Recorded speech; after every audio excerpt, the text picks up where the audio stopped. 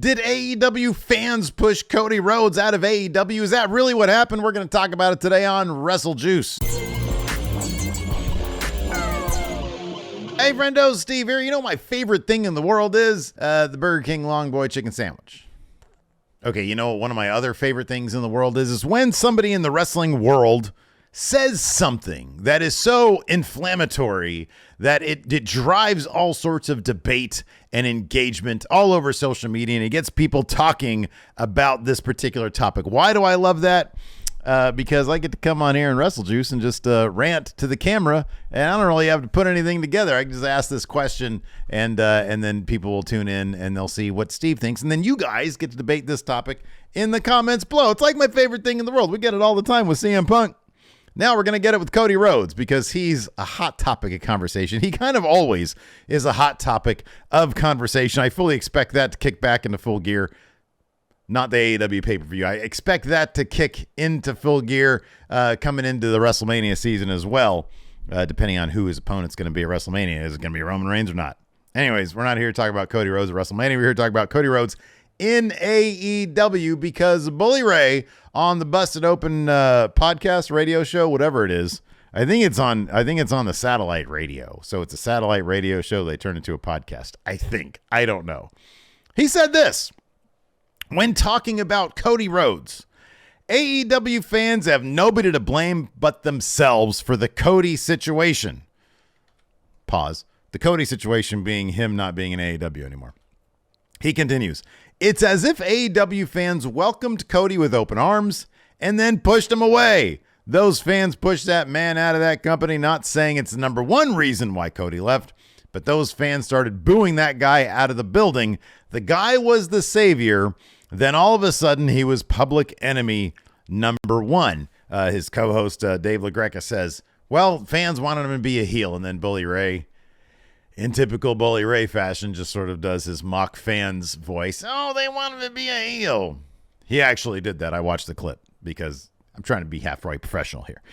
So, so Bully Ray believes that AEW fans pushed Cody Rhodes out of AEW into WWE, where he is now probably their biggest face. From what I understand, last I checked, his merchandise literally outsells generic WWE merchandise, which kind of nobody really does. So that's pretty impressive. A lot of the responses to this quote on the Twitter were sort of, I don't know, it's sort of all over the map. Some people said, well, this is because Cody wrote himself out of the title picture. Some people said, well, he had those cringe promos like the one with Anthony Ogogo, where he was talking about, I don't know, racism or something. And Bully Ray actually addressed that as well. He sort of wrote that off as a non-issue. A lot of people say Bully Ray is right. A lot of people like to claim that AEW fans are toxic. Listen, there are toxic fans across every element of fandom. There's toxic WWE fans, toxic AEW fans, toxic New Japan fans, it's toxic Star Wars fans, Harry Potter, there's no toxic Star Trek fans. Those are all great. I'm joking. There's plenty of toxic Star Trek fans. I'm not one of them. But let's get back to Cody Rhodes and AEW. You guys want to hear my opinion on this? I'm assuming that's why you're here. You've been sitting here for 4 minutes and 30 seconds waiting for it. So here's what I think. It's as if Bully Ray didn't actually watch AEW Dynamite during Cody Rhodes' time there. Because if he did, he would know that Cody Rhodes very specifically was trying to get booed by the AEW fans. He wanted to turn heel. He was trying to turn heel in a very kind of bizarre meta way. He talked about this in an interview with Ariel Helwani, one that was widely circulated a lot of places. This is what Cody Rhodes said. The number one thing a heel is supposed to do is take something away. The crowd wants to see something. They're stomping their feet and clapping their hands. You take it away. You have to know when to give it to them if you take it away. The last heel run that I had, the number one thing they wanted me to do was turn heel. The number one thing I could do was say, I'm never going to turn heel, which makes me a heel. If people need further proof this wasn't some revisionist history, look at the matches I was having. I'm bumping and feeding. Yeah, we throw the weight belt in the crowd. It gets thrown back. Then we do a dog pile spot 30 seconds later. Those aren't things that you just do on the fly, Maybe it was a bit too nuanced for any audience, and maybe it was a scenario where I just swing and miss. You never know, because I think people thought I was adamant about not turning, and that's not a real thing. You have to go with what they give you. I had 2 years of wonderful babyface hoorah, and that was a nice way to go there at the end. Here in WWE, though, I don't love the idea of being a heel here. Something could present itself, and what you put out is there is what you put. I don't know, whatever. Anyways, he continues about other stuff. WWE, don't care about that. We're talking about his heel run in AEW. So the essence of what Cody's saying here is that he was trying to be a heel by not being a heel. He thinks the AEW fans wanted to see him drop pedigrees on people, use a sledgehammer, et cetera, et cetera.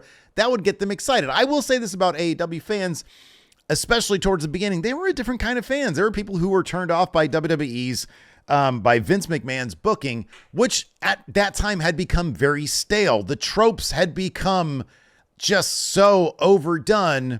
They were tired of it. They wanted an alternative to the regular way of telling stories. And I think Cody was trying to give them that, a heel who won't be a heel, which makes him a heel because people want him to be a heel. In his quote here, he says that might have been too nuanced for the audience. And maybe it was a swing. Maybe it was a scenario where I just swing and miss. And I kind of feel like that was actually the situation with the fans in AEW. I think Cody Rhodes might have overthought the whole heel turn thing, and the crowds were just frustrated by him. He was trying to be a bad guy by not being a bad guy when he thought they wanted him to be a bad guy. And to be honest with you, it just makes my head hurt to think about it. And I think that was the main problem. He would do things during that run that just sort of, you had to ask yourself. I remember having these conversations with Larson back and going on. You ask yourself, does he realize that this is the reaction he's going to get? Like, is he supposed to be a bad guy? Is he aware that he's doing bad guy things, but trying to be a good guy still? Yes, he was very aware of all that, as you can see in that quote right there.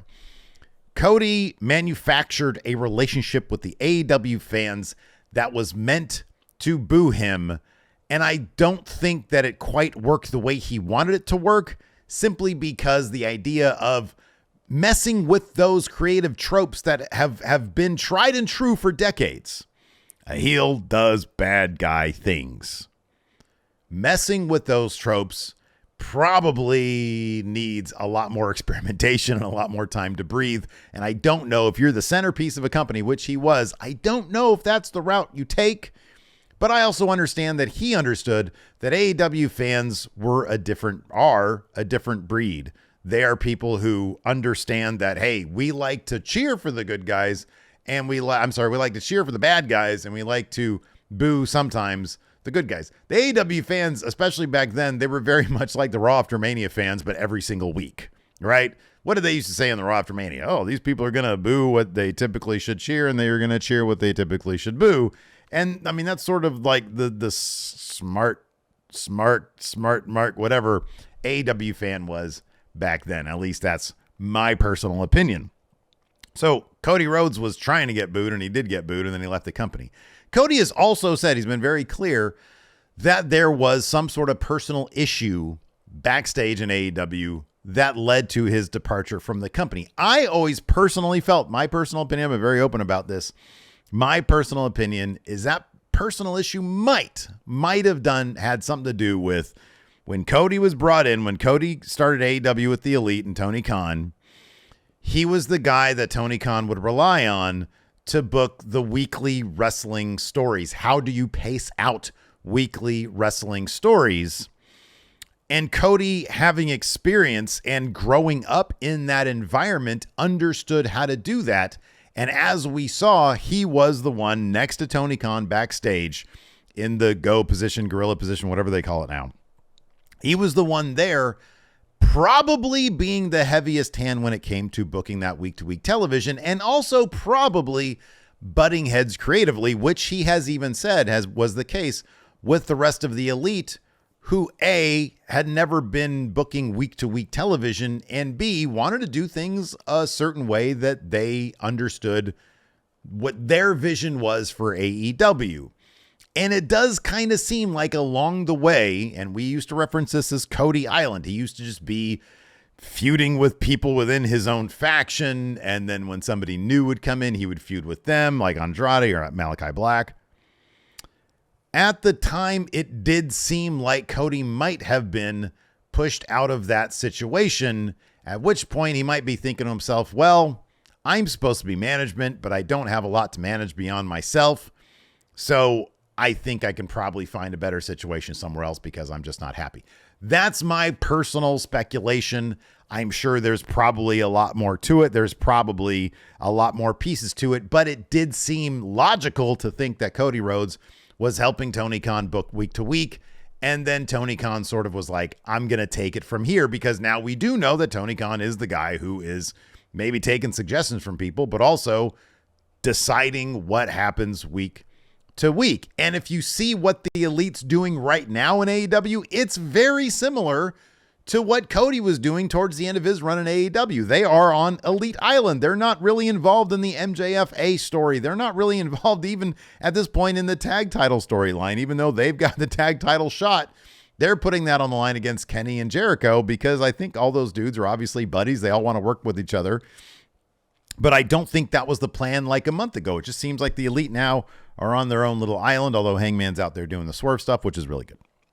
So it seems like maybe they're getting that same sort of treatment now too. That's, again, my pure speculation as a fan on the outside looking in. I got no inside info on that one because nobody gives me scoops. So that's what I think. I don't think it was the fans that booed him out of AEW. Cody showed up, decided to go a certain route as this sort of meta heel, and the crowds just got really frustrated with it because they didn't know what they were like. What is this crap? We don't want this. And then separate from that, some stuff was going down behind the scenes, and Cody decided to leave and go to WWE because he knew, A, he had a ton of leverage, he could make a ton of money, and they would push him to the moon, and that's exactly what has happened since then. So his plan came to fruition. So did AEW fans kick Cody Rhodes out of AEW? You guys let me know in the comments below what you think about this. That's my thoughts on the situation. Check out this video over here. Hit that thumbs up, hit that subscribe button, and the notify bell. We'll see you guys around.